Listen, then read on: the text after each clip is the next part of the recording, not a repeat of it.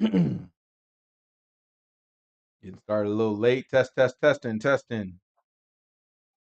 Mic check 1, 2. What is this?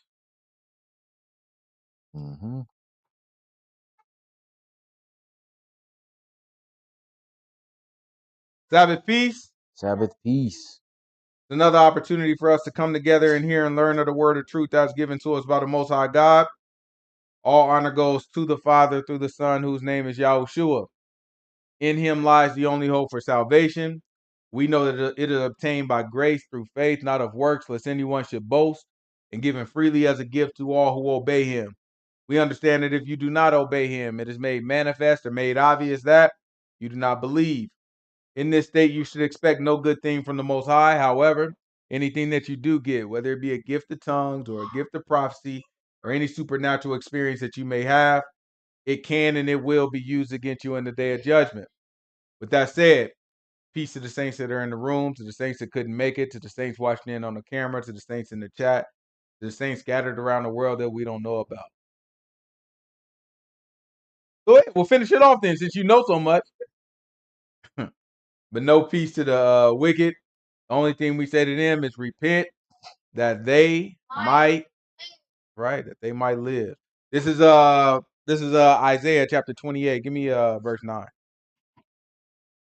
It's Isaiah chapter 28, verse 9.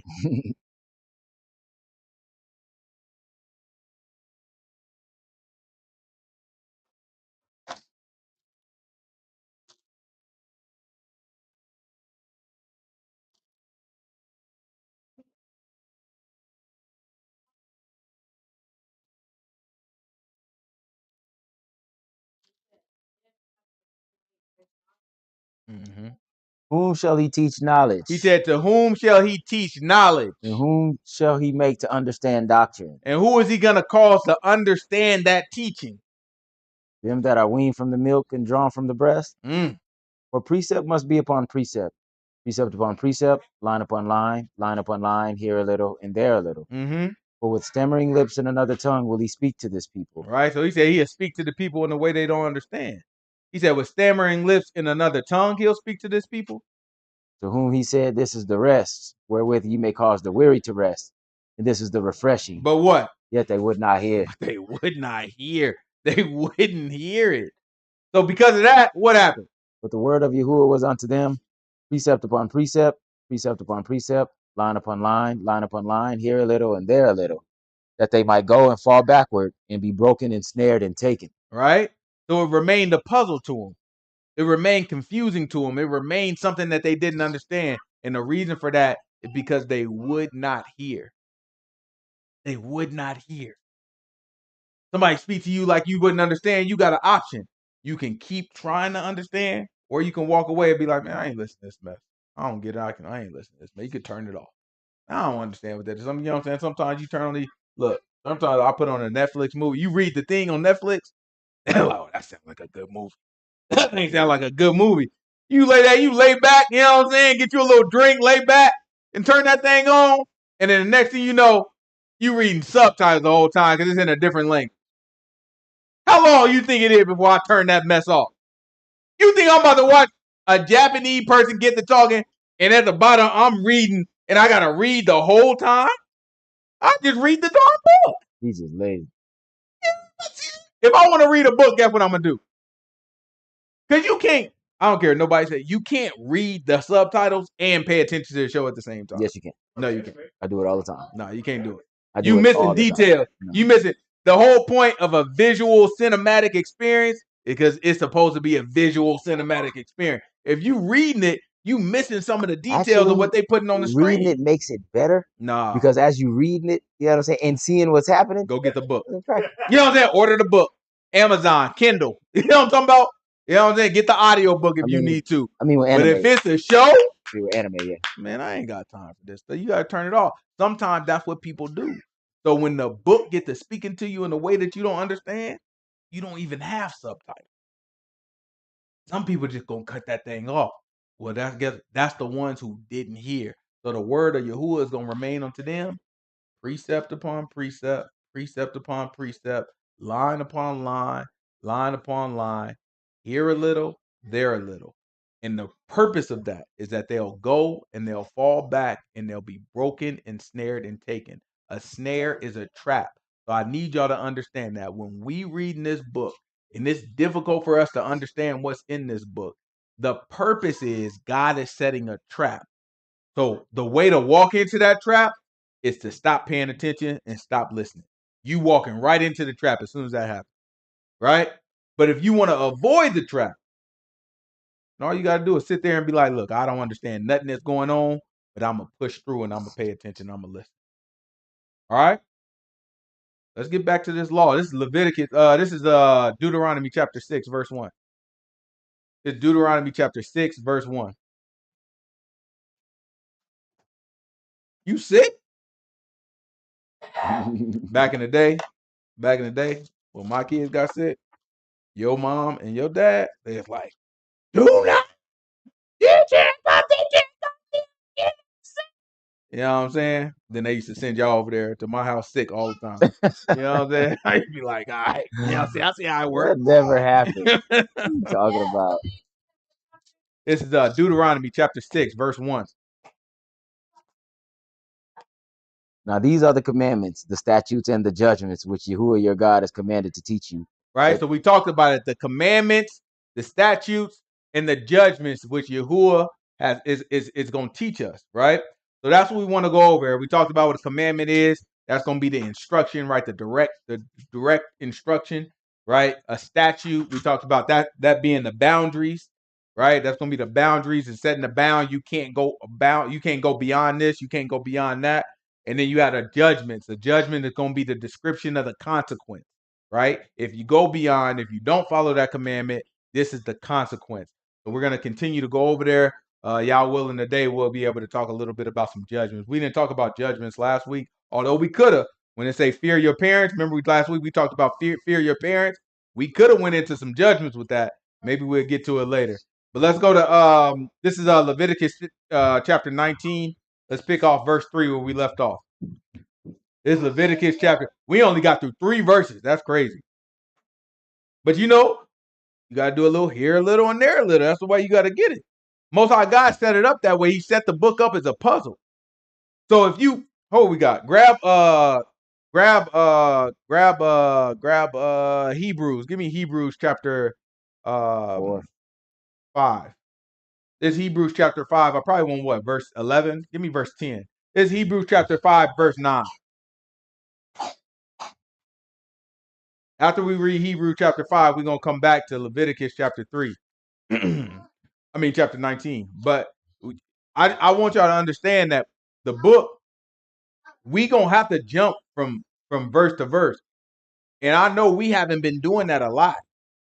But we're going to have to do that a lot because to understand this book, it requires an understanding that allows you to put the pieces of this puzzle together. Right? We went 4 years reading the book for the most part straight through. Right? And that's valuable because now you have an understanding of all the pieces to the puzzle. You don't necessarily have an understanding of how to put it together. Hey, I need y'all to be quiet, okay? You don't necessarily have an understanding of what pieces go together. But before you start putting together the puzzle, you gotta dump that thing out and look at all what you got. Let me see what I got. Then once you get to understand all the pieces, then say, okay, let me see what goes together. Well, that's what we doing. When you see us jump from one verse to another verse and go to this chapter and in this book, what we doing is we're putting pieces of the puzzle together, give a great understanding so you can see the picture. You know how you put a puzzle and all of a sudden you can see, oh, that's a lion in the forest. That's what's happening, right? We trying to see the lion in the forest. Right? This is Hebrews chapter 5. We're going to look at verse 9. And being made perfect, he became the author of eternal salvation unto all them that obey him. All those are who do what? Obey him. You gotta obey the man. You want salvation in the end, you have to obey the man. Keep going. Called of God a high priest after the order of Melchizedek, of whom we have many things to say and hard to be uttered, seeing you are dull of hearing. He said, you're dull of hearing. You know what I'm saying? These things are hard to be uttered because you're dull of hearing. Keep going. But when for the time you ought to be teachers, You have need that one teach you again, which be the first principles of the oracles of God, Uh-huh. and are become such as have need of milk and not of strong meat. Mm-hmm. For everyone that uses milk is unskillful in the word of righteousness, for he's a baby. So he said, everyone that uses milk is unskillful in the word of righteousness. For what reason? For he is a babe. Who is he going to teach the knowledge to? Those that are just weaned from the milk or drawn from the breast? If you're only dealing with milk, you're unskilled in the word. It takes skill to be able to say, oh, let me put this verse, this line with this line, this precept with this precept, a little bit from here, a little bit from the New Testament, a little bit from the Old Testament. It takes skill. And the only way to get that skill is to pay attention, to sit, to learn, and to obey. If you don't have those things and you don't have the desire to do those things, you better pretend until it becomes real for you. Let's see, this is Leviticus chapter 19. Leviticus 19, verse 3.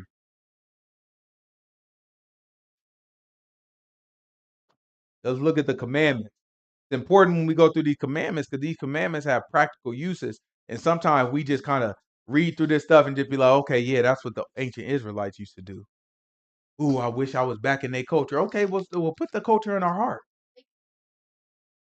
This is Leviticus 19, verse 3. Leviticus chapter 19, verse 3.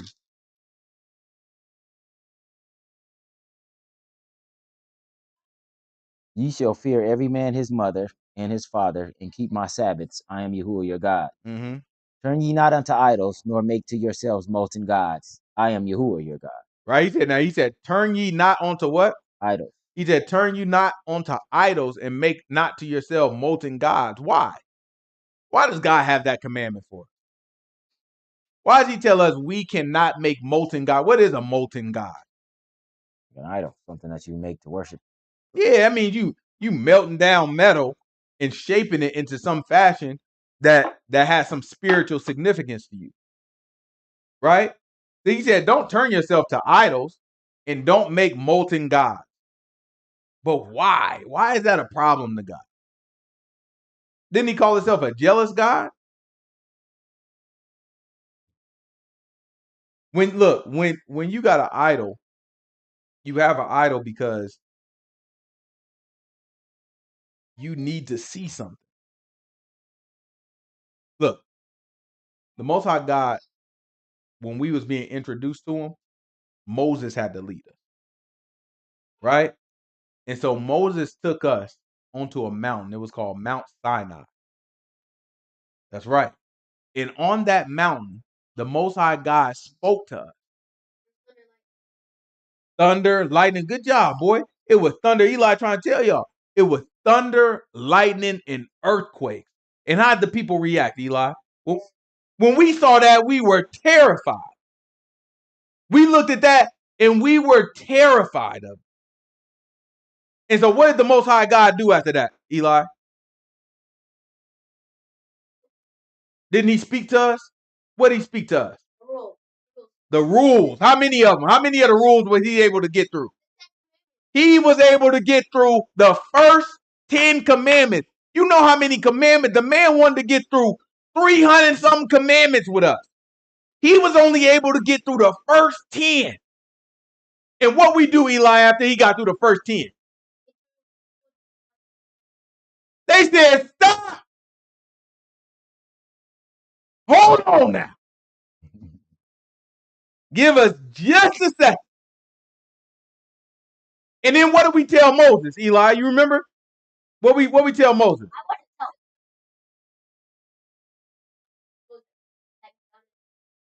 This man is a genius. He said, look, he said, and he got it right. He said, we went to Moses and was like, look, you go talk to him. And then whatever he say, you bring it back to us. So had we not stopped the Most High, how many of the rules, how many of the commandments would he have given us? All of them, boy. He would have sat at the top of that mountain and talked to us about every one of these laws and commandments.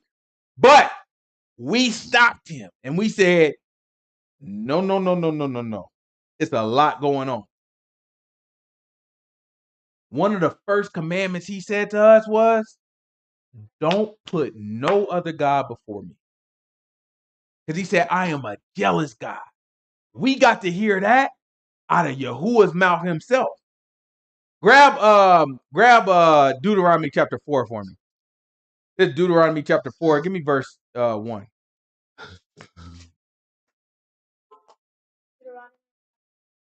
Chapter 4. Deuteronomy chapter 4. Let's see what verse 1 is talking about.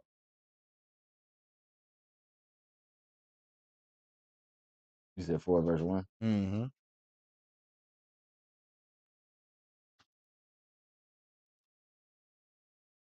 It's Deuteronomy chapter 4. We're going to start at verse 1. Watch what the book says. Now therefore hearken, O Israel, unto the statutes and unto the judgments which I teach you, for to do them, that ye may live, and go in and possess the land which Yahuwah your God, Yahuwah God of your fathers gives you. You shall not add unto the word which I command you, neither shall you diminish aught from it, that ye may keep the commandments of Yahuwah your God, which I command you. Mm-hmm. Your eyes have seen what Yahuwah did because of Baal Peor. For all the men that follow Baal Peor, Yahuwah thy God has destroyed them from among you.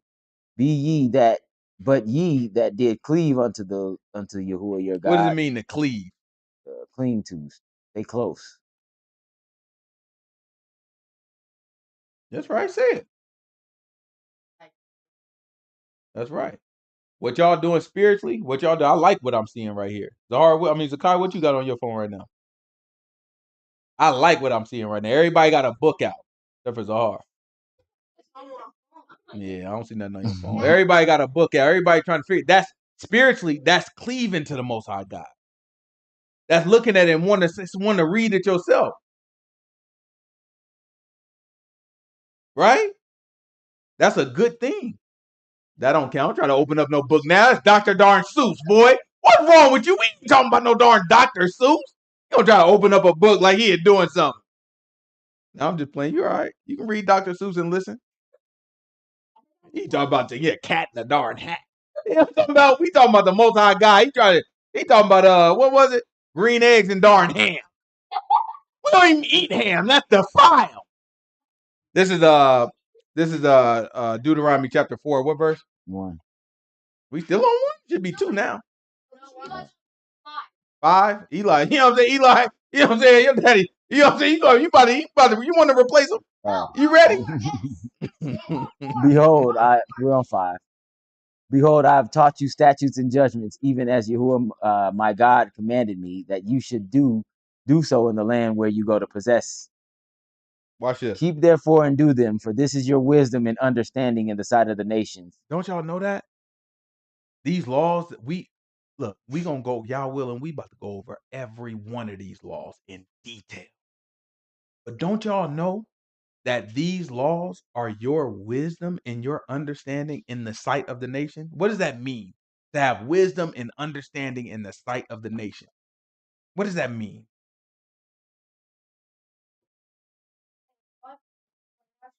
No, the sight of the nation, not God. That means when people look at you, they're gonna be like, that's a bad boy.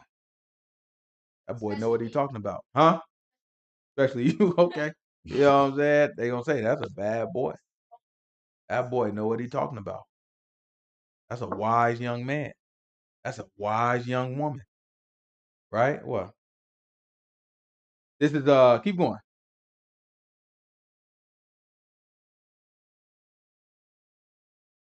Keep therefore and do them, for this is your wisdom and understanding in the sight of the nations, which shall hear all these statutes, and say, surely this great nation is a wise and understanding people. For what nation is there so great, who has God so near unto them, as Yahuwah our God is in all things that we call upon him for? And what nation is there so great, that has statutes and judgments so righteous as all this law, which I set before you this day? Mm-hmm. Only take heed to thyself, and keep thy soul diligently, lest thou forget the things which thine eyes have seen, and lest thou depart from thy heart all the days of thy life. But teach them to thy sons and thy sons' sons, Mm-hmm. especially the day that thou stood before Yahuwah thy God in Horeb, when Yahuwah said unto me, gather me the people together, and I will make them hear my words, that they may learn to fear me all the days that they shall live upon the earth. So now the Mount Horeb, that's the same thing as Mount Sinai, right? It's describing the same place. But you see, before he said that, he said, teach them to who? Your children, your sons, and your sons' sons. He said, teach them to your sons and your sons' sons. So guess what? When Mayala or when Zahar or when Zakai they grow up and they have kids, guess what I got to do? The same thing that I'm doing now. I definitely got to kick them out at some point. Especially if they get to having kids too early. You know what I'm saying? Get your butt out of here. You know what I'm saying? But if they do it appropriately and everybody do what they supposed to do, when these kids come, guess what I got to do? I got to teach they kids this book. I got to tell, just like I'm telling y'all, I got to tell they kids, that y'all bust down. Let me teach you this book, right? The reason why Eli can answer these questions and Azariah over here, like, I can answer them too. Who you think this is? It's because they dad is sitting there and teaching them and walking them through the book. And they remember it, right? That's the job that we have, is to teach our children this book and pass this down. Because if we do that, the children will understand these things when they get older, right? We don't realize it, but we giving them a head start. We giving them an advantage, something that they can work with when they get older. Keep going. That they may learn to fear me all the days that they shall live upon the earth, and that they may teach their children. And ye came near and stood under the mountain, and the mountain burned with fire unto the midst of heaven with darkness, clouds, and thick darkness. Mm-hmm. And Yahuwah spake unto you out of the midst of the fire. Look, this is what Eli was trying to tell us about. Watch this. Keep You going. heard the voice of the words, but saw no similitude. Hold on. What happened? We heard what? The voice of the words, but saw no similitude. He said, we heard the voice of the words, but we saw no similitude. What the heck is a similitude? Like a statue. We didn't see an image. We didn't see anything. We didn't see a person standing there talking. We didn't see nothing. We didn't know where the voice was coming from. All we saw was smoke and thunder and lightning, and we felt the earthquake, but we didn't see where the voice was coming from. We didn't see any image, right? That's why the Most High God told us, don't put no other God before me. I'm the one, and you don't see nothing. Keep going. Watch this. And he declared unto you his covenant, which he commanded you to perform, even 10 commandments, and he wrote them upon 2 tables of stone. Mm-hmm. And Yahuwah commanded me at that time to teach you statutes and judgments, that ye might do them in the land where you go to possess it. Take ye therefore good heed unto yourselves, for ye saw no manner of similitude on the day that the Lord He spake said unto it you again. in Horeb out of the midst of the fire. He said, when he spoke to you, you didn't see anything. Take heed to yourself. What does it mean, take heed to yourself? He said, that means take heed to yourself means pay attention, right? Pay attention to your own behavior. Because sometimes you get lost in your behavior. Look, y'all, we don't see it, right? But like, imagine, anybody ever been to a 3D theater? You had 3D glasses. They made you put on them 3D glasses. And you look at it, right? You looking at the screen without the 3D glasses. What it look like? Blurry. Look blurry. It don't even look like you can do nothing with it, right? But then when you put on the 3D glasses, it's like, oh, that look nice now. Yeah, so, ooh, that thing coming out at me, right? If you don't got on the 3D glasses, you don't know that hand is reaching out to get you, right? You can't tell. All you looking at is it look blurry, like, oh, it's a bunch of colors, I guess. You put on them 3D glasses, and it's like, oh, I see what's happening now. So you have to imagine right now, all of us is walking around without our 3D glasses. We don't know what hands is coming out to reach us. But if we'd had our spiritual glasses on, we will be able to see all around us at all times a bunch of spirits, evil spirits, good spirits, spirits that's indifferent and that's in the middle, right? And all of these spirits are pulling on us and tugging at us and pushing us and dragging us along and lifting us up and pushing us down. All this stuff is happening at the same time. but we don't feel it and we don't know it because we don't have the proper glasses on, right? So what happens is with all this stuff happening, you are going through life and you get really, really happy. Is it anything bad about getting really, really happy? Yeah, it can be. Sometimes you can get so happy and make a bad decision, right? That's how a lot of our moms and dads had us too early, right? That's how a lot of people end up taking the wrong route, right? Sometimes, man, my life's so good, I don't need school. Guess what I did? Dropped out of college. Because why do I need that? Right? My life is going good. I'm making money. I got girls. I got everything I need. I'm popular. You know what I'm saying? We good. And then guess what happened? Then I get into trouble. Then I go to jail. And the girl stopped texting. And I'm poor. You know what I'm talking about? Broke. Don't take it easy now. You know what I'm saying? I wasn't all the way broke. You know what I'm talking about? You know what I'm saying? So now guess what I'm looking for? Man, I need a job. Then guess what? I go apply for a job. Oh, this the one I need. You know what they say? If you want this position, you got to have a college degree. But we got this other position for you. I was like, man, I'll take whatever I can get. Let's do it. I get in there. I'm looking like, okay, well, you know what I'm saying? This is what I need. I'm making enough money now. This is what we need. I'm working there for about 33 months. And they say, it's time to take your Series 7 test. Like, Series 7? Well, you know what I'm saying? I'm a good test taker. You know what I'm saying? I dropped out of college, but it's not because I didn't understand. I just didn't want to do it. You know what I'm saying? Give me the test. I'll pass that thing right now. They're like, oh, you know, before you take that test, you got to pass a background check.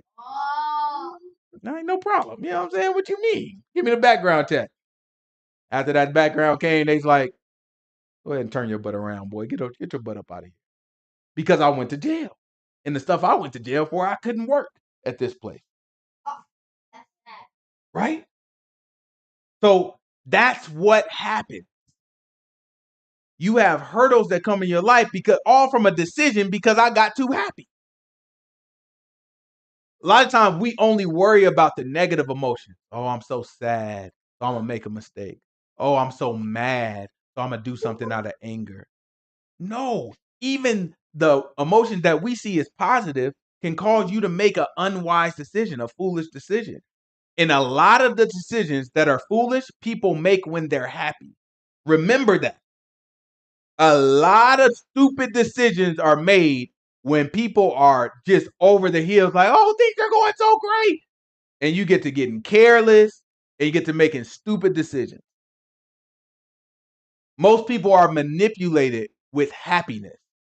A lot of other emotion too, but a lot of people are manipulated. They make you feel like right now, the girl's got a new turn. Let me tell you something. Every other weekend, no offense, everybody, but every other weekend, the girls come up with a new darn turn. So they came up with a term. They call it love bombing. I looked it up. You know what I'm saying? Apparently, love bombing is when a guy is really, really, really nice to a girl when he first meets her, although he has no intentions on staying with her and being with her for a long time. And when I was like, back in the day, we just called that the game. You know what I'm saying? That's just how that thing play out. But they call it love bombing, right? So it's like you too nice. This is what happens though. Love bombing is manipulating a woman through happiness. You make her very, very, very, very happy, and then guess what she's gonna do? She might make some foolish decisions, right? That's why you have to be on guard. It don't matter if somebody make you happy. Don't matter if somebody make you sad. It don't matter if somebody make you mad. At all times, you have to do what's right. You can't get so happy that you don't want to do what's right. Let's see. Keep going.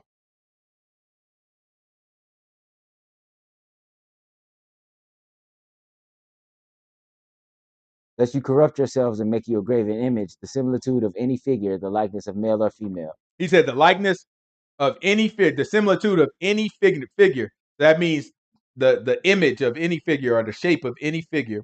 He said whether it be male or female, right? So as soon as they put a Jesus piece on their chest, what is that? Similitude. That is idolatry. That is a Image. similitude of an image, and it's a male. That is idolatry. When they get to talking about the queen of heaven, if they try to make an image of her, guess what? That is idolatry. Keep going. The likeness of any beast that is on the earth. So I like the Hebrew Israelites. They put that nice big lion on their chest. What is that? Image. That is idolatry. Right? As soon as you put that lion on there, that is idolatry. What else? The likeness of any winged fowl that flies in the air. Okay. You got a winged fowl. So you know what that means? What's a fowl? The bird, right? So if you got a bird, an image of a bird, even the little dove that be on the Bibles or be on the back of the people's car, that is idolatry. What else we got? The likeness of anything that creeps on the ground. Mm-hmm. The likeness of any fish that is in the waters beneath the earth. Y'all remember the fish? That's another one they put on the back of the car, or put on the Bible. Right? The fish is idolatry. These are things specifically named in this book as idolatry. I don't care if you're a Hebrew Israelite. The cross, right? That's an engraved image as well. That is idolatry. Right? The star, what they call the Star of David, but that 6-pointed star that the Hebrew Israelites and the Jewish people be wearing. Guess what? Idolatry. All of it is idolatry. You can't, any image that you have, if it has spiritual significance to you, then it's idolatry. Get away from it. Right? And this is what the Most High God set up for us. This is what he made it very clear to us that there was no image. Therefore, because if he showed us something, guess what we would have did? We'd have went out and made it. If he showed us a man, we would have said, oh, that man is God. So let me make an image of this man. In fact, he showed us, the book just told us, he showed us nothing. And watch what we did. This is Exodus chapter 32. He showed us no similitude. There was nothing up there at all. We don't know where the voice was coming through. We didn't see nothing.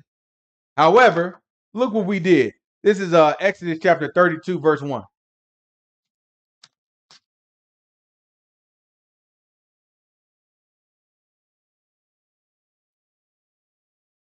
This is Exodus chapter 32, verse 1.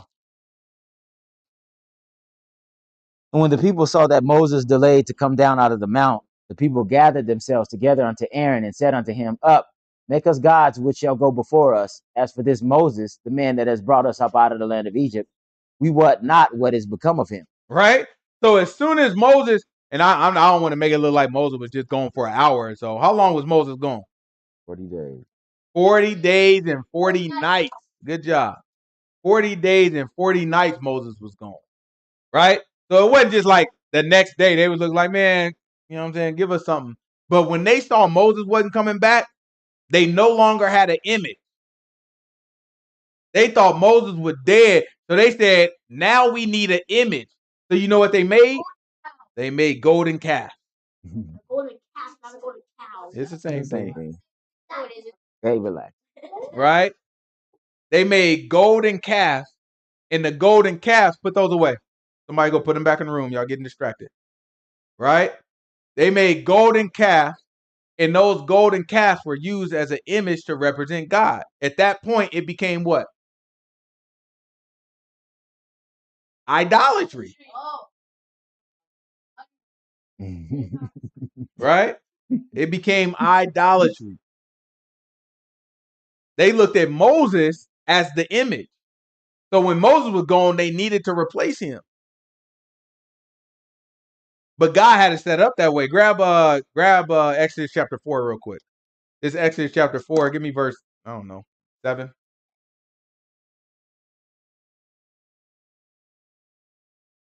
It's Exodus chapter 4. Give me verse 10.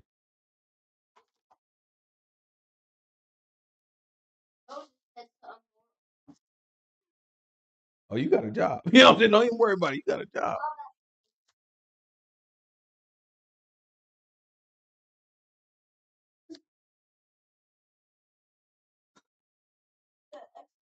Yeah, Exodus chapter 4, verse 7. I mean, verse 10.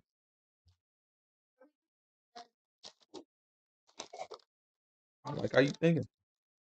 Eli said 7 through 10. Let's go ahead and start at 7. This is Exodus chapter 4, verse 7. Yeah, I can't even turn these down pages. Eli Ben got there. Whoa, what was Because that? these pages stuck together.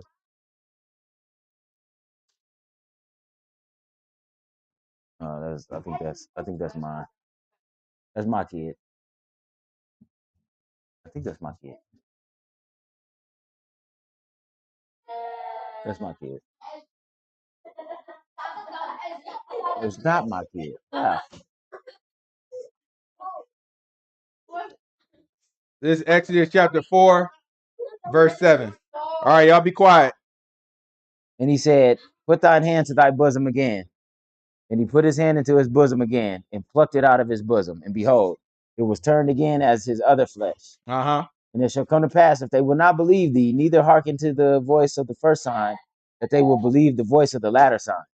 And it shall come to pass, if they will not believe thee, these two signs, neither hearken unto thy voice, that thou shalt take of the water of the river, and pour it upon the dry land.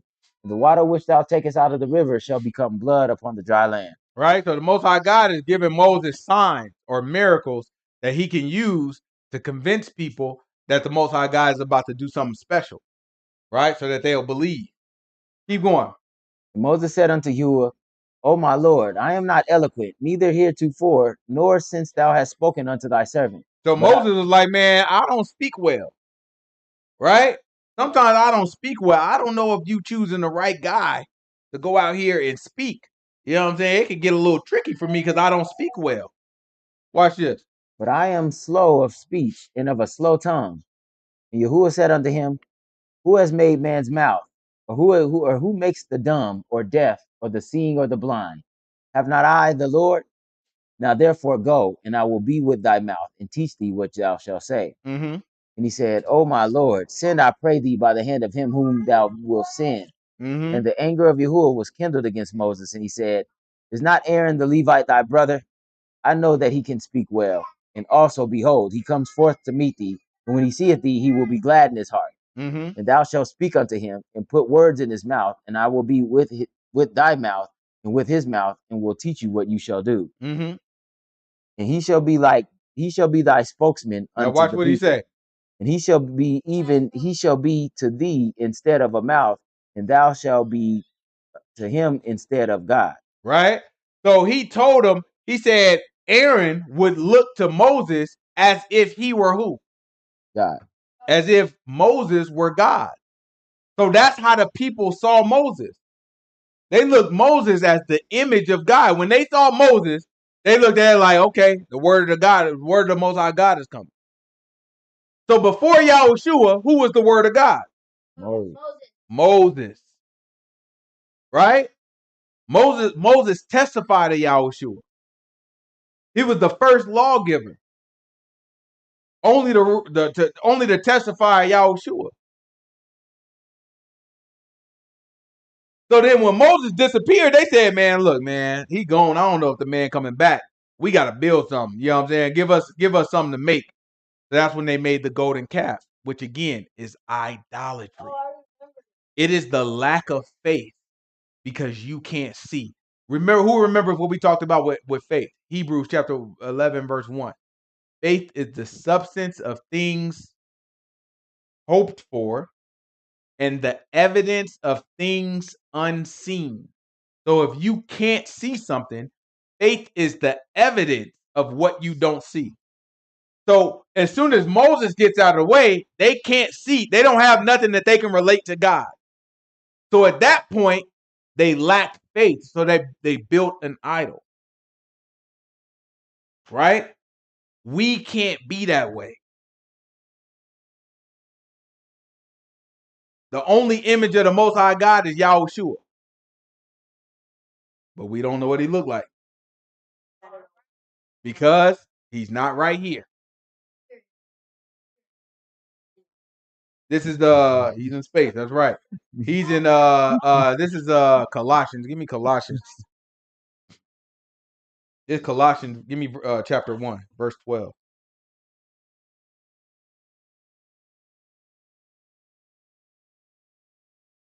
This is Colossians chapter 1, verse 12.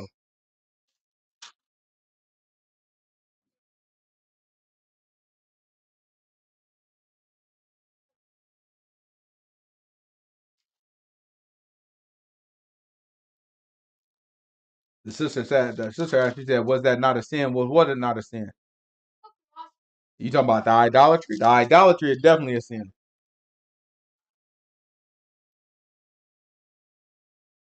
This is Colossians chapter 1. We're going to pick it up at verse 12. Let's see what the book says.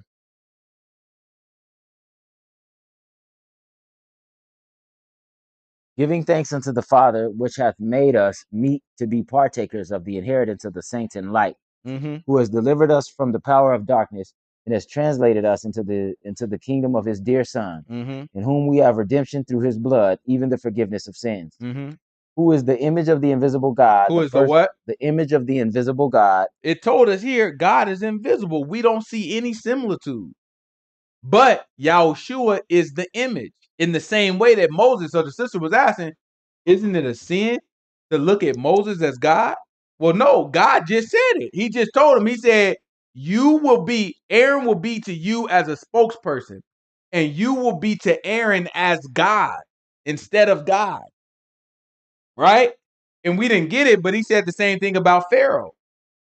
He said, you will be God to Pharaoh. So the Most High God knows I'm positioning him. You remember, grab Song.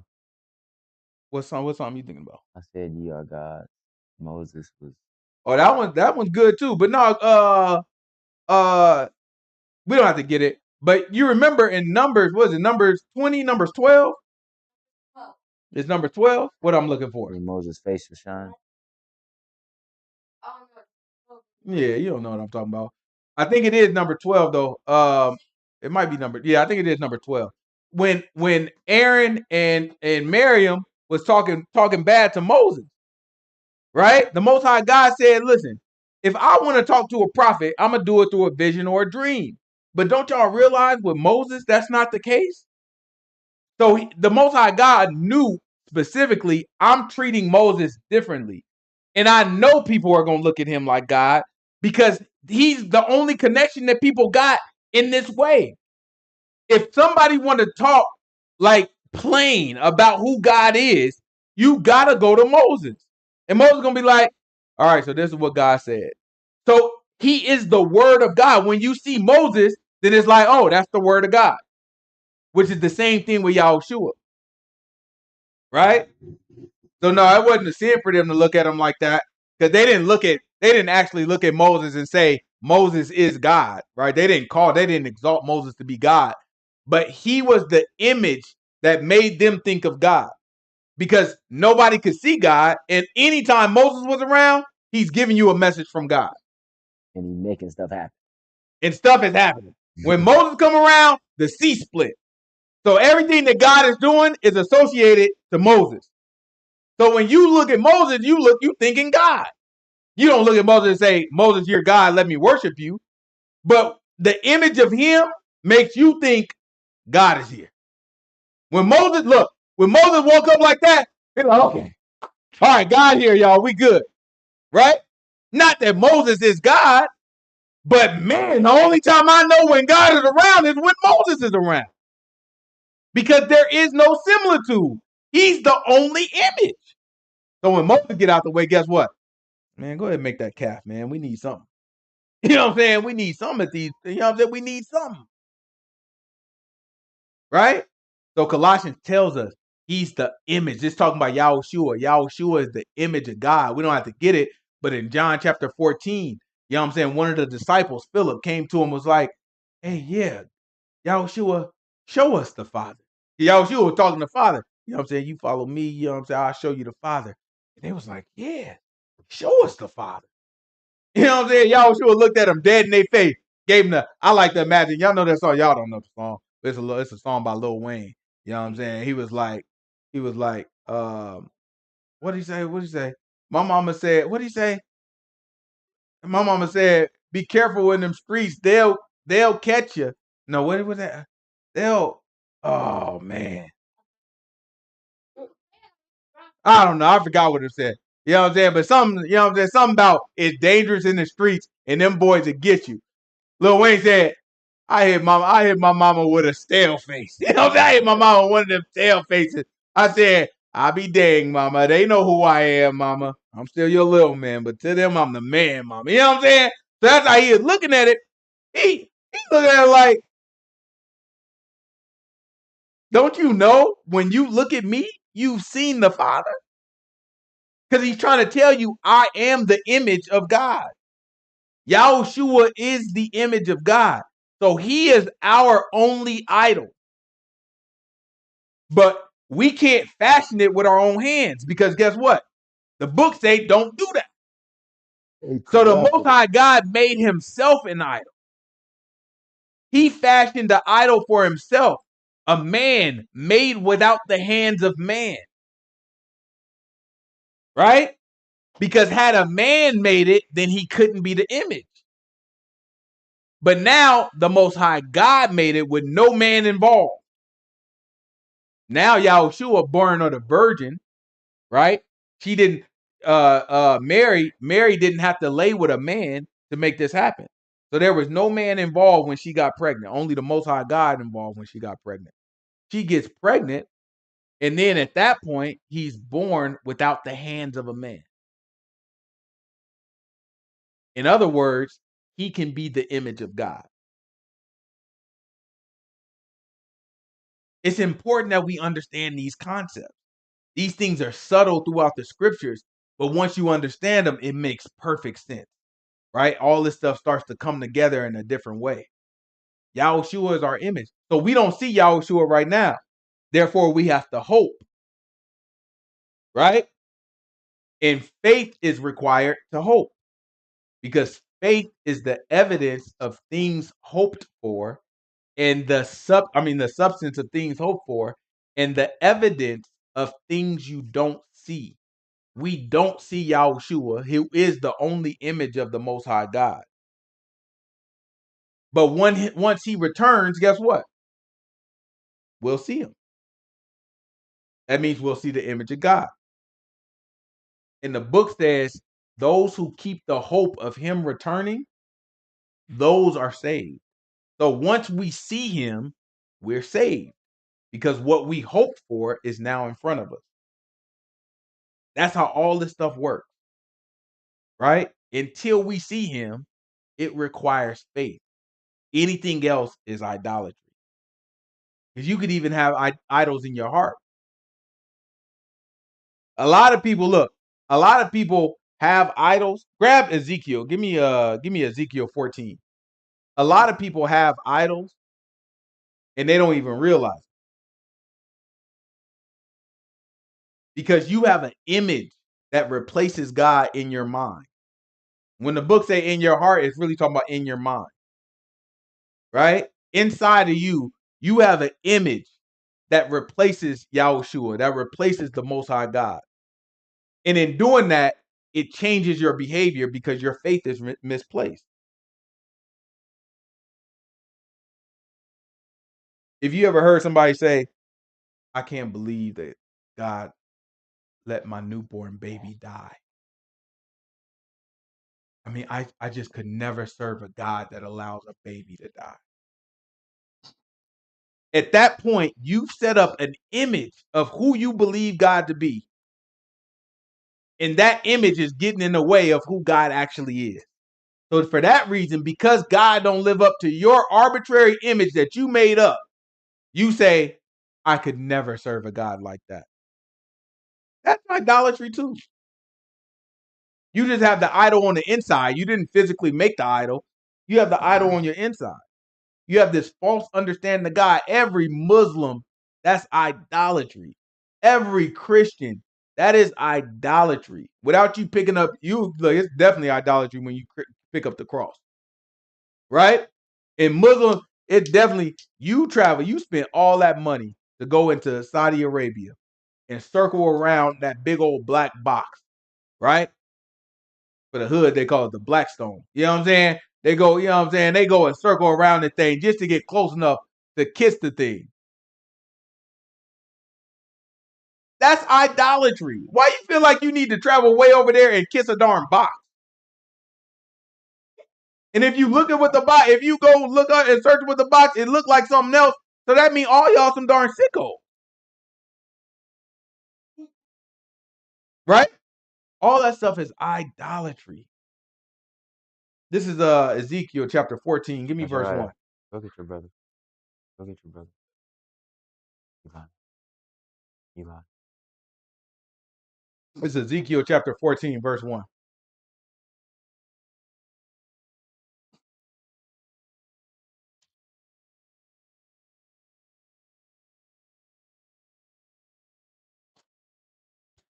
Then came certain of the elders of Israel unto me and sat before me. And the word of Yahuah came unto me, saying, Son of man, The these certain men of the elders of what? came of Israel came to sat before me. Y'all remember, it's a difference between, it was a separation between the house of Israel and the house of Judah. Right? Remember that separation. We don't have to get it, but who remembers that separation?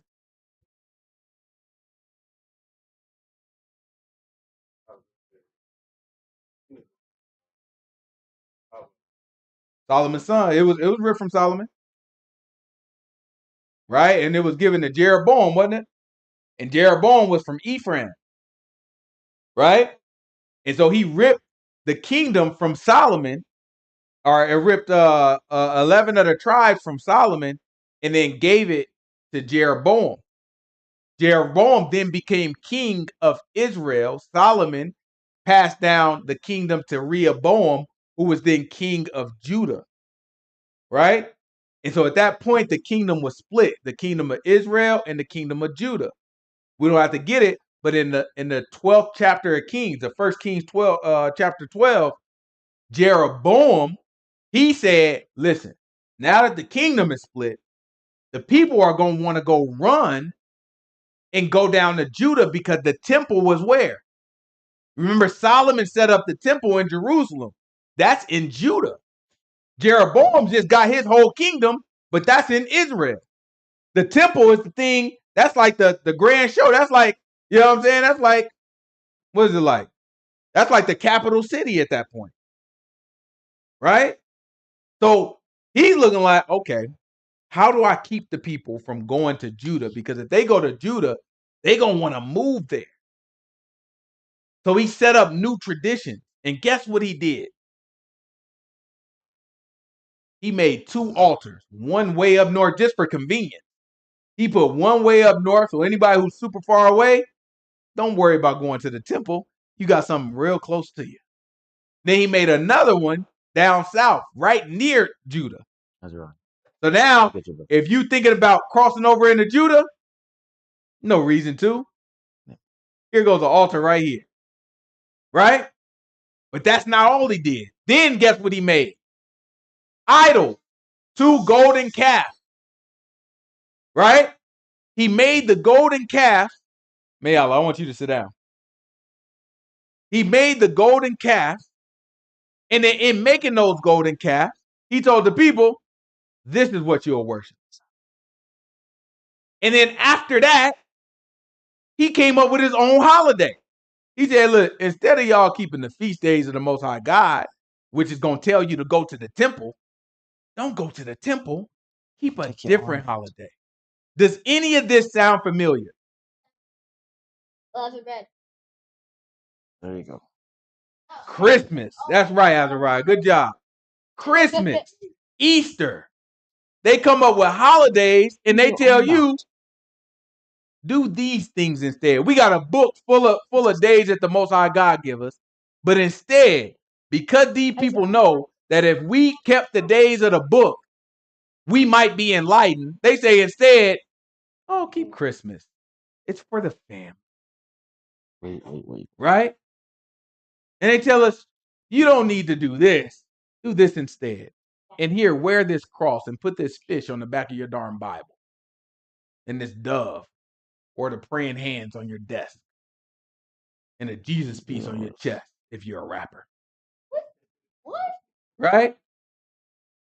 And so you do all these things not realizing that this stuff is separating you from the Most High God. While you think it's Stop putting them bringing you dresses on. closer. So that's what Israel represents. It represents a religion that makes it look like you serving the Most High God, but you really not. People think that started with Christianity. It didn't start with Christianity. It started back with Jeroboam. He was the first one to introduce those ideas of creating a religion, making it real close. You still call on the name of Yahuwah, right? But now you following practices that's different, that's not from our law. So that's important when we reading this in Ezekiel. Ezekiel said certain elders from where? Israel. From Israel came. So I want y'all to keep that in mind. These are brothers that came from a place where the teachings are not correct. The traditions are not according to our law. Now watch this.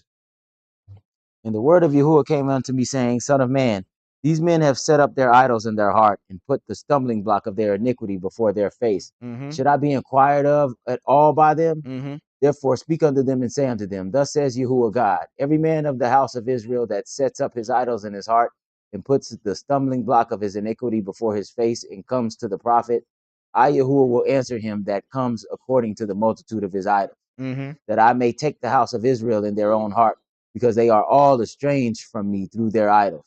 Therefore say unto the house of Israel, Thus says Yahuwah God, repent and turn yourselves from your idols, and turn away your faces from all your abominations. For every one of the house of Israel, or of the stranger that sojourns in Israel, Or of who? Of the stranger that sojourns in Israel. Why did he mention the stranger? Y'all get extra points if y'all can get this. Why did he say anyone of the house of Israel or the stranger? What is strange? What is he talking about when he says stranger? No, one that's not from there. A Gentile, right? When he says stranger, he's talking about the Gentile. So why would he mention the Gentile here? He said the people from Israel or the Gentile, either one.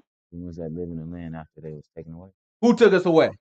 Syria. Assyria, right? You remember Assyria went to the kingdom of Israel, and then they went and started slaughtering our people, and they took the rest of us captive. Anybody who didn't escape, they took us captive, and they took us across all the way over there, like in Iraq somewhere, and put us in Iraq, and it was called something different back then, but they made us live in a totally different country.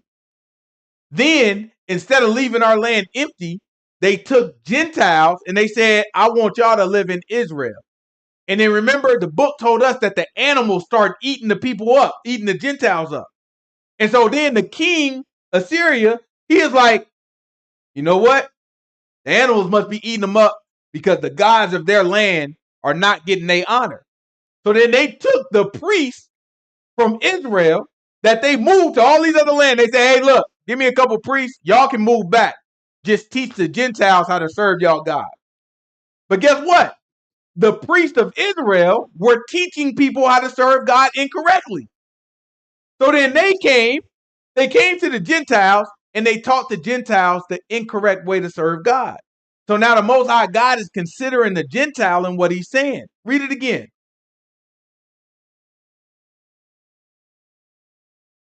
For every one of the house of Israel, or of the stranger that sojourns in Israel, which separates himself from me, and sets up his idols in his heart, and puts the stumbling block of his iniquity before his face, and comes to a prophet to inquire of him concerning me, I Yahuwah will answer him by myself.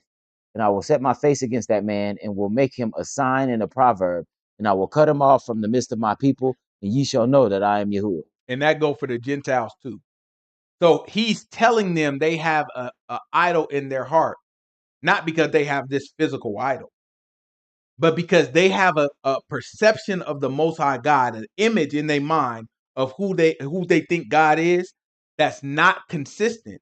They're following the traditions that Jeroboam set up rather than the traditions of the law. And because of that, now their mind is warped to who God is, and that's become an idol in their heart. Right? Again, what we want to do is how do we make these laws and these commandments practical to us? So if you want to practically not keep an idol or not have an idol, according to what we read in Leviticus chapter 19, verse 3, the way to do that is don't make any image that has spiritual significance to it. Don't cherish or hold on to any image that has spiritual significance to it. Right? After that, make sure you have a correct understanding of the Most High God so that you don't have an idol in your heart. Grab 1 Samuel chapter 15. This is 1 Samuel chapter 15. Give me verse 18. This is a different way to have an idol in your heart too. 1 Samuel chapter 15, verse 18. 1 Samuel chapter 15, verse 18.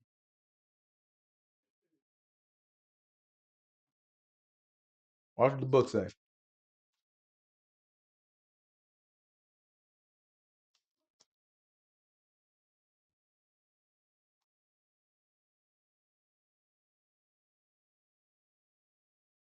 And Yahuwah sent thee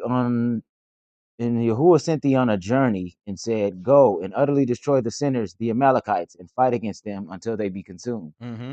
Wherefore then didst thou not obey the voice of Yahuwah, but did fly upon the spoil and did evil in the sight of Yahuwah? Mm-hmm. And Saul said unto Samuel, Yea, I have obeyed the voice of Yahuwah, and I have gone the way which Yahuwah sent me, and have brought Agag, the king of Amalek, and have utterly destroyed the Amalekites. But the people took the spoil, sheep and oxen, the chief of the things which should have been utterly destroyed, to sacrifice unto the Lord thy God in Gilgal. Right? So now Saul was commanded by the Most High God to kill everybody, including the animals. Don't take nothing. Saul came back and said, listen, I did exactly what God said do. But it was the people that wouldn't kill the animals. Instead, they planned to sacrifice those animals to God. This is important because sometimes we can think that we're doing the right thing, even when it's not what God said. We can think it's okay to substitute. God said do this. Like some things seem good to us. Just to us ourselves, it seems okay and it seems good. And it seems like, how could this be a problem? But the book is very clear. If your right hand calls you to sin, do what? Cut it off. It's very clear. Sometimes you look at it like, man, God wouldn't want me to cut off my own hand. That's crazy. But if the man say that, then guess what? You seen Saw 3. You know what I'm saying? You better break that thing out because that's what the book say. Right? So Saul is looking at it and he's like, listen, God, the real point of what God wanted, right? Saul was a Christian. He was like probably the first Christian. The real point of what God wanted, he just wanted us to defeat the Amalekites. And we defeated them. Right? He rationalized it. And he's like, what's the big deal? We killed everybody except the sheep and the king. What's the big deal? Like we accomplished the mission. And Samuel looking at it like, you did it all wrong. Why do I hear these sheep? And why is Agag still alive? Watch this. But the people took the spoil, sheep and oxen, the chief things of which should have been utterly destroyed, to sacrifice unto the Lord thy God in Gilgal. And Samuel said, Has Yahuwah as great delight in burnt offerings and sacrifices as in obeying the voice of Yahuwah? Right? Does the Most High God prefer burnt offerings and sacrifices more than he requires obedience? He prefers obedience. If you had to choose between okay, I'm gonna commit this sin and make a sacrifice, or I'm just gonna obey. What you think the Most High God would prefer? Just obey. So what he's telling him is, y'all disobeyed me just to make a sacrifice. Don't let nobody tell you that the Most High God is not logical. That's just logical. He said, okay, I told you to kill all the animals. You came up with a bright idea and said, I have a better idea. I'm not going to kill them, but I'll sacrifice them to you. That's not what I told you to do.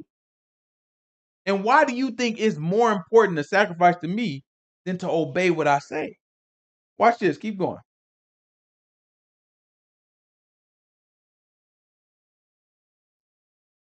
Behold, to obey is better than sacrifice, He said to obey is better than sacrifice. and to hearken than the fat of rams. Uh-huh.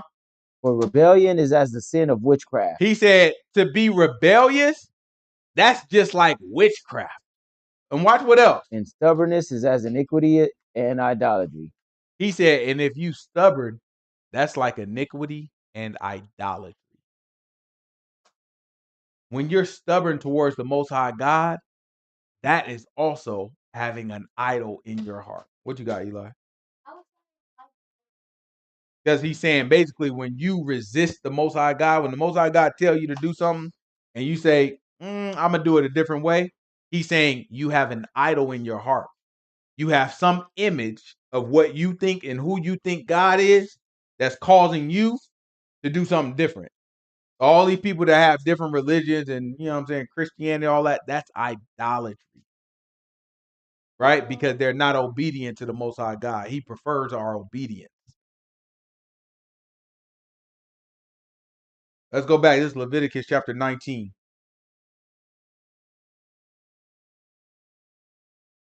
Leviticus chapter 19, give me verse 3.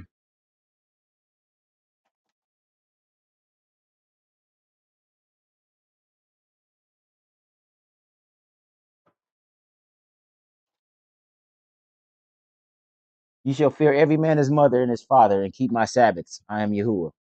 Turn ye not unto idols, nor make to yourselves molten gods. I am Yahuwah your God. And if Mm-hmm. you offer a sacrifice of peace offerings unto Yahuwah, you shall offer it at your own will. It shall be eaten the same day you offer it, and on the morrow, and if aught remain unto the third day, it shall be burnt within the fire. And if it be eaten at all on the third day, it is abominable, it shall not be accepted. Therefore, everyone that eats it shall bear his iniquity, because he has profaned the hallowed thing of the Lord. Right? So the peace offering is a hollow thing, a sacred thing. Right? So it's important that we know even this commandment has a practical use, right? We talk about idolatry. We know how to make that practical in our everyday life. We know that we need to stay away from a cross. We need to stay away from the Star of David. We need to stay away from the Jesus piece, from the lion's piece. All these different images that have spiritual significance to us, we need to stay away from them, right? Don't put them on us. Don't wear them. Don't make them. None of that stuff, right? It has a spiritual significance. Right? Only thing you want to do is letters and words, right? You know what I'm saying? Yes, that's safe. You know what I'm saying? We have the word for us.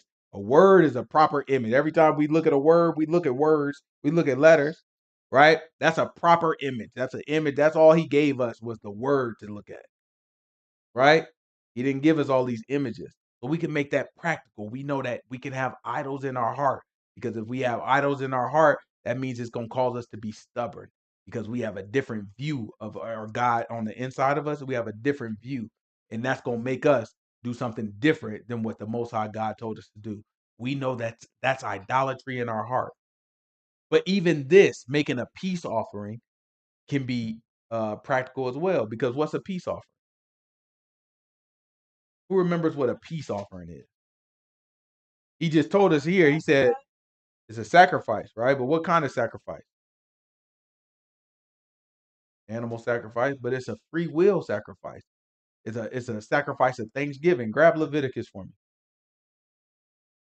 Let's read about a peace offering real quick. Oh, give it to me, Azariah. It's Leviticus chapter 7. Give it to me, Azariah. What's a peace offering?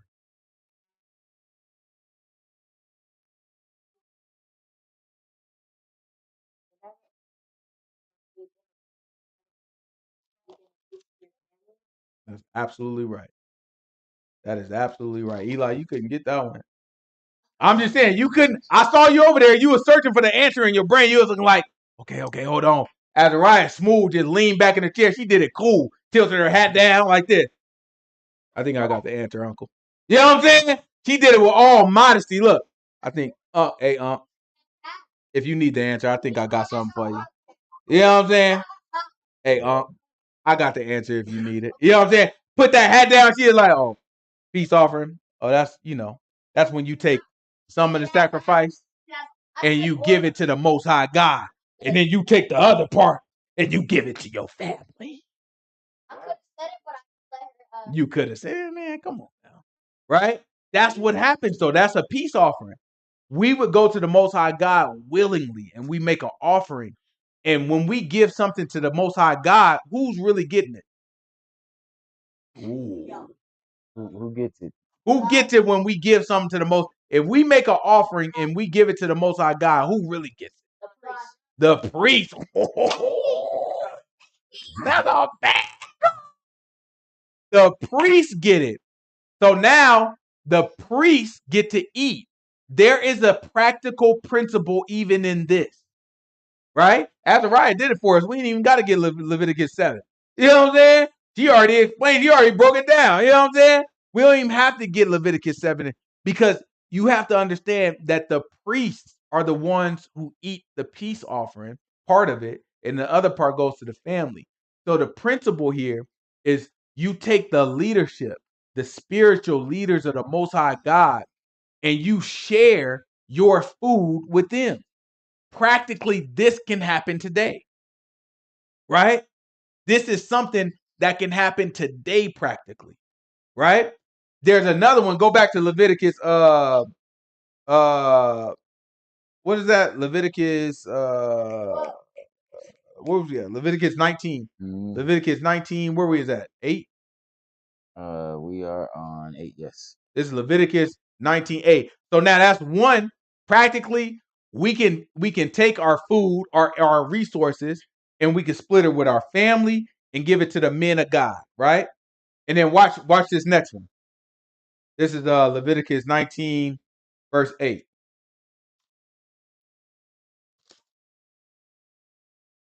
Therefore, everyone that eateth it shall bear his iniquity, because he has profaned the hollow thing of the Lord. And that soul shall be cut off from among his people.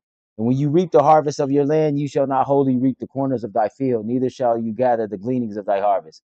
You shall not glean thy vineyard, neither shall you gather every grape of the vineyard. You shall leave them for the poor and the stranger. You shall leave them for what? The poor and the stranger. So now you got one law, the peace offering, that feeds the men of God that do the teaching and the sacrifices or whatever. Practically today, that is me and Brother T, or that if somebody is going to a different congregation, that's the leaders of that congregation or the deacons of that congregation or whatever, right? Now, this one is about the poor and the stranger, right? So this is about leaving crops out in your field. When you go, like we used to have fields, right? And then we go to the field and we bundle up and we make what's called sheaves. So all that means is, let's say I'm grabbing wheat. I bundle up a bunch of wheat, pull it out of the ground, and then I wrap it up, right? And throw it. You ever seen like a what do they call it? The hay, when they make it a haystack? Yeah, a haystack. The haystack, that's like a sheaf.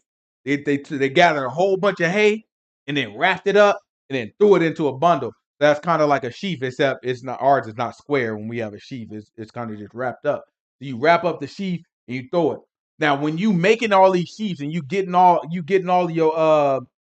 wheat or getting whatever that's in your field, and you start pulling it up, the book says leave the corners of the field. Why the corners? Why not just the middle? Go ahead. What do you think? Why would we leave the corners of the field and not the middle of the field? What you got? Very good. That's wisdom, boy. Right? That's easier for people to get through. So now when people walking by your field, guess what? They ain't got to be all up on your property, digging all through your stuff. They just walk right from the sidewalk and just be like, yeah. How can we do this practically today? I don't know. You can plant a tree in your yard. My neighbor, they got lemon trees and what other tree they trying to build over there? Mr. Caesar place. Right? Maybe apples. So they got trees that it take a little while for trees to start producing fruit. But that's one way you could do it. Put trees in your yard and put it out in the front where people can just get it and stuff will fall off and they can just pick it up and go. Because people might be hungry. Right? Or maybe you ain't got what they call it, a green thumb. Maybe you ain't got no green thumb. You don't want to do a tree. That's okay. Now do it a different way. Right? We is in Chipotle. He is a Hebrew though. But we is in Chipotle. You was with me. We was in Chipotle with somebody outside. What'd he say? Right? So then I got us some food because I had to gather my sheep first. And then you know what? I gave him some food. That's the one way to practically have the principle of this law. You look out for the poor and then also the stranger. A lot of time when we talk about giving, I tell y'all my way of doing it is I prioritize the brethren first, right? If I got people that keep the faith, that have need, and I have extra, I'd much rather give it to them first, right? If they come to me and like, oh yeah, no, this is what I need, and I got it, okay, well this is what I got. And then the next step after that is my actual family, right? Then I'll give it to the actual family. And if I got more after that, you know what I'm saying? Then I'll start thinking about, you know what I'm saying, just random people and all that. Right? Well, no, then it's like black people, Hebrews. You know what I'm saying? Then after the Hebrews, then I'll start thinking about the strangers. You know what I'm saying? But this is different. This is telling us it was a law for us to make it easy that if a stranger walked by, they can get it. So think about that. Think about how you can make things easy for a stranger. It's not about going out your way, right? Because this would be us literally collecting stuff out of our field. And then instead of collecting everything and leaving the field completely bare, leaving a little bit on the sides so that people can get to it easily, right? So think about that in your daily life of how you, while doing something that you was going to do any other way, can leave a little bit for somebody else to get to randomly at their own thing where they can keep their dignity. They ain't gotta walk up to your door and be like, hey, can I have something for your food? No, just take it. You know what I'm saying? Keep your dignity. You know what I'm saying? You do whatever you want to do. Think about how you could do that. There's a couple ways we talked about already, but there's more ways to do it as well, right? All of these laws are practical. They have principles that can be applied to many things, right? We just talking about a couple of them, but they have principles that can be applied to many things, right? We'll keep going through. What verse we leave off on there? We are on 10. We on 10. What 11 say? You shall not steal, neither deal falsely, neither lie to another. Oh, I want to get into this one too. Well, we'll jump into. We gonna pick up right here at 11 when next week, y'all willing, right? And then we'll talk about how the effects in the. When we talk about stealing, we're gonna have to deal with judgment.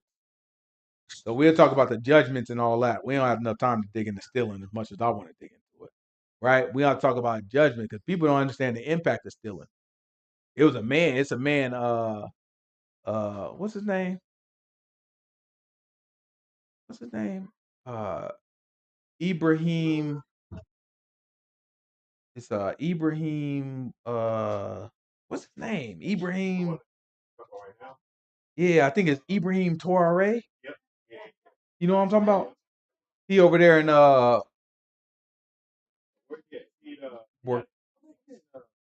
Burkina Faso or something like that. It's the place in Africa that's right. It's like right. It's near Nigeria, right underneath Mali. Yeah, you know what I'm saying. And he set up. They say that he set up a new law in his state. He said, I think he a Muslim now. I think not now, but I think he a Muslim. But he set up a law.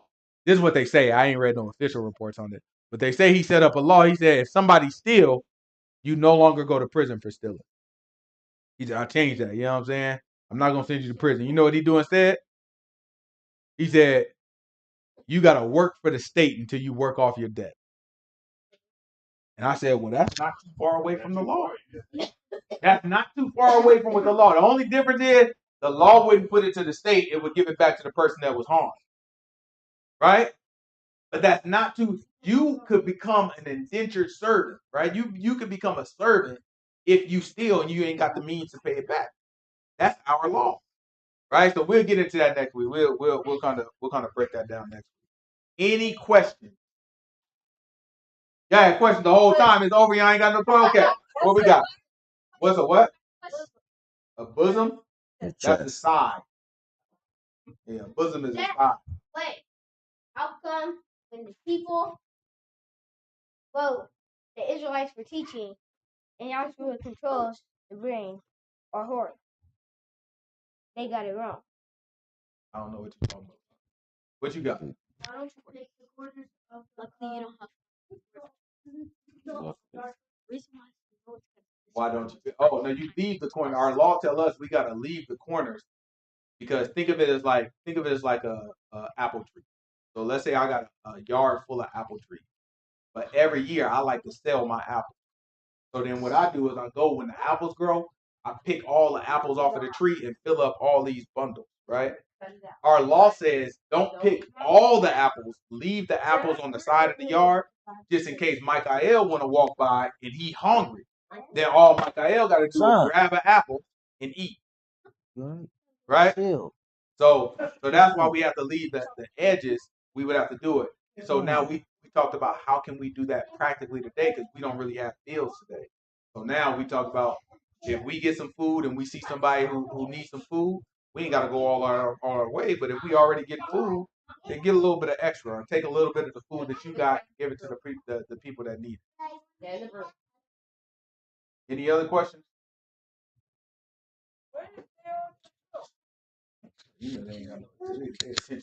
You're over there asleep. All right, let's pray out. All right. You click one at the top. It says stop. And blue one at the top. Click on top.